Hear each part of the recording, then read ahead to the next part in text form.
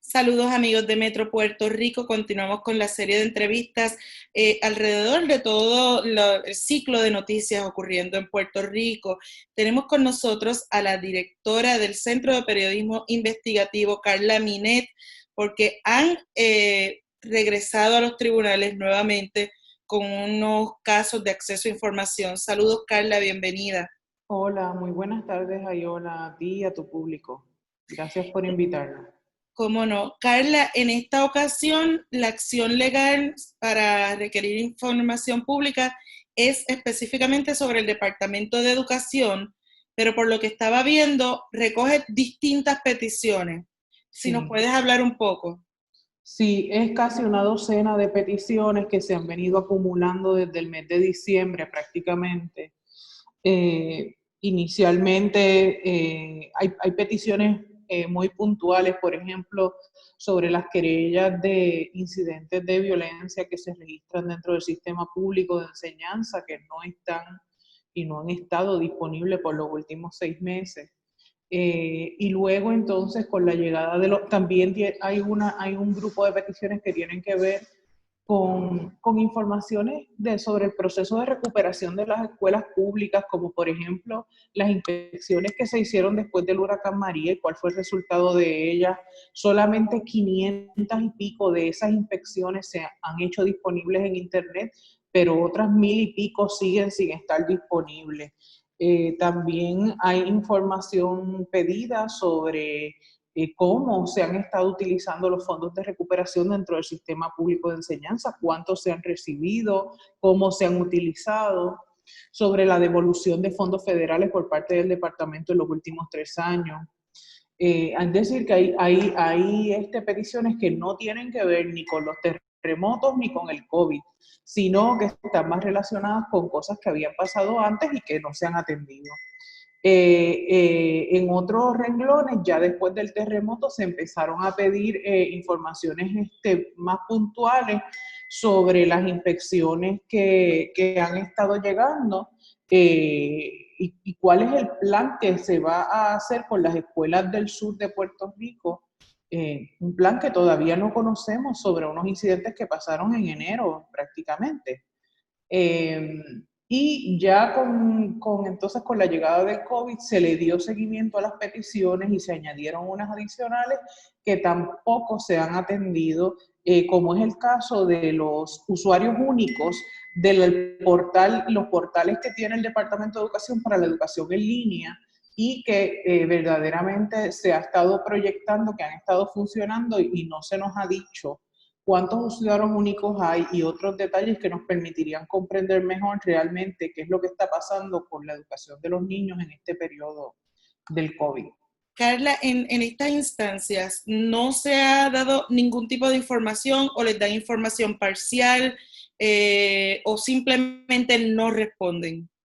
En algunos de estos casos simplemente no se han respondido las peticiones, en otros casos nosotros habíamos enviado incluso una carta a través de la clínica legal hace más de 1 mes y medio y ¿verdad? Advertirle al departamento que llevábamos meses solicitando esto y no se nos había respondido. Tampoco se nos dio un acuse de recibo de esa carta enviada directamente con copia al secretario.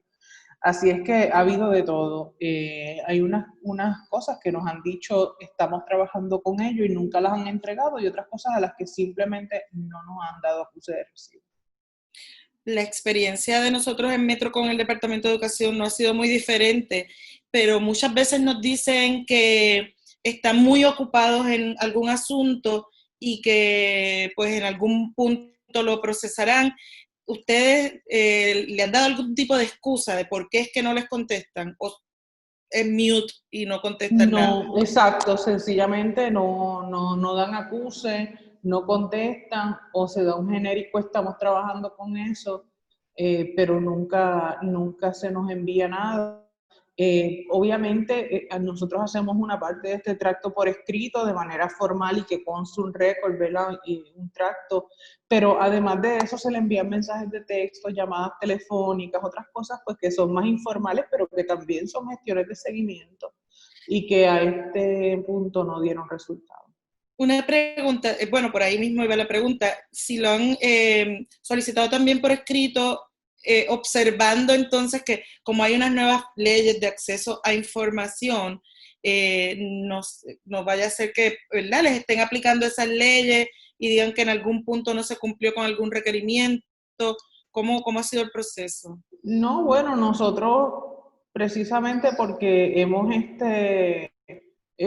sido, ¿verdad?, muy vocales en oponernos a esas leyes, las conocemos bastante bien, y hemos cumplido con creces todos los parámetros que se exigen para pedir los documentos. Hemos esperado los 10 días de rigor, lo hemos hecho por escrito. En realidad, y ninguna de estas informaciones cae bajo las categorías de excepción que se establecen en esas leyes o en la jurisprudencia, ni las nuevas ni las anteriores. Así es que no hay una justificación para Este, entregar. ¿Qué ocasión, qué número de ocasión que ustedes van al tribunal en esta administración? En esta administración creo que es la 10ª ocasión. Nosotros hemos llevado en total 20 litigios en los últimos 12 años que el centro lleva. De esos 20 litigios, 8 han sido en esta administración. Este sería el 9º, así es que sí, tienen un récord. En el caso de educación, como son tantas peticiones y como me dices que no tienen ni siquiera un acuse de recibo, comparado con otras experiencias, por ejemplo, en salud, que ustedes han llevado casos contra salud, también en un momento dado llevaron caso contra el Banco Gubernamental de Fomento, eso fue en la pasada administración. ¿Cómo compara? Porque me parece que hay hasta un nivel de negligencia crasa cuando ni siquiera pueden contestarle recibido. Uh-huh. Bueno, yo creo que en esta administración una cosa que ha pasado mucho es que muchos funcionarios se escudan atrás de las crisis, la eterna crisis que hemos vivido en esta administración, el huracán, luego los terremotos y ahora esto, como para proyectar que es que están ocupados, ¿me entiendes? Y que están tan ocupados que no pueden atender las peticiones de información. Eso nos ha pasado mucho como una excusa muy recurrente. Pero realmente el Departamento de Educación en esta administración, yo creo que, tú sabes, este tipo de información, si te fijas en la lista de peticiones que son informaciones que deberían estar disponibles sin que nadie las pida. Uh-huh. Realmente no es información particular que nosotros estamos pidiendo, o incluso información controversial en algunos casos. O sea, es información fundamental para saber lo que está pasando en el departamento y que probablemente la tienen lista y disponible en folders o en archivos que se utilizan internamente. Así es que verdaderamente como que es difícil tratar de encontrar una razón lógica para no dar esta información y tanta.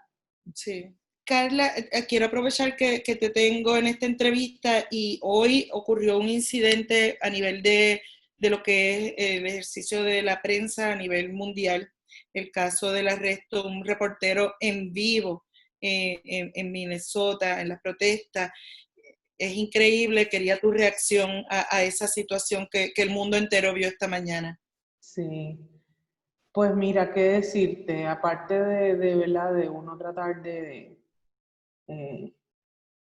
la parte racional de uno tratar de explicar, pero es muy emocional, yo creo, yo me imagino que para la gente, pero para mí personalmente como periodista me impresiona, me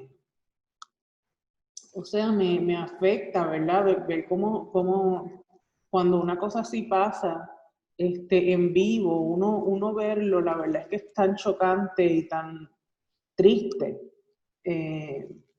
Verdaderamente creo que es muy fuerte porque en un contexto donde están dándose eventos históricos, independientemente de nuestras posiciones individuales sobre ellos, ver que la gente que puede contar esa historia y puede documentar esa historia la sacan del medio, pues la verdad es que es terrible, ¿verdad? Desde la perspectiva de los derechos humanos, de los derechos democráticos, es un precedente espantoso.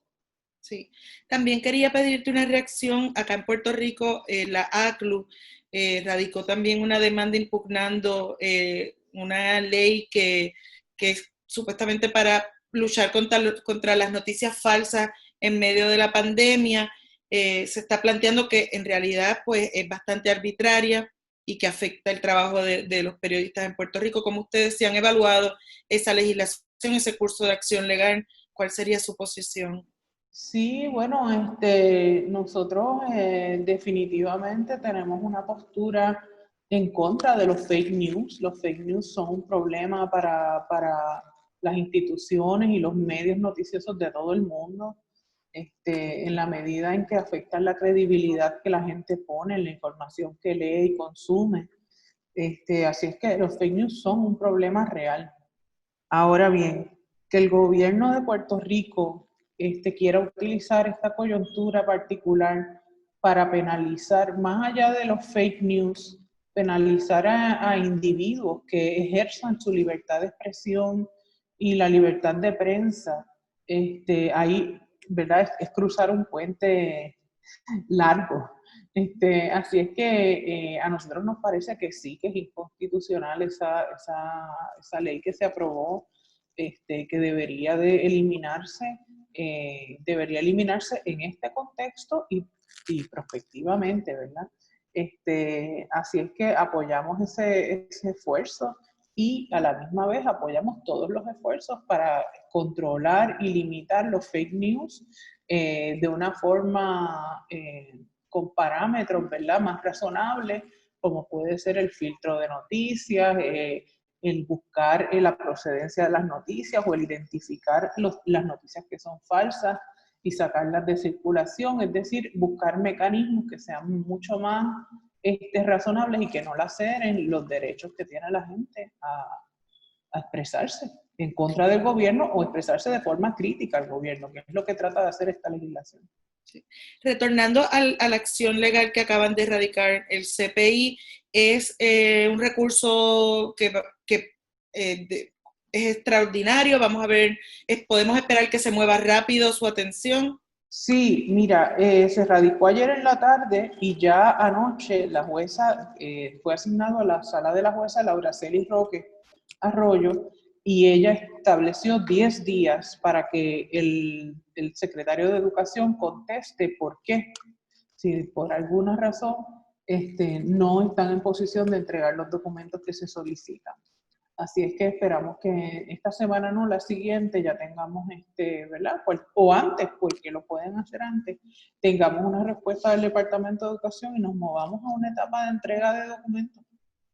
Pues chévere, esperamos que así sea. Muchas gracias, Carla, por haber estado con nosotros en esta entrevista virtual en Metro Puerto Rico. Ustedes, amigos, sigan conectados a todas nuestras plataformas digitales.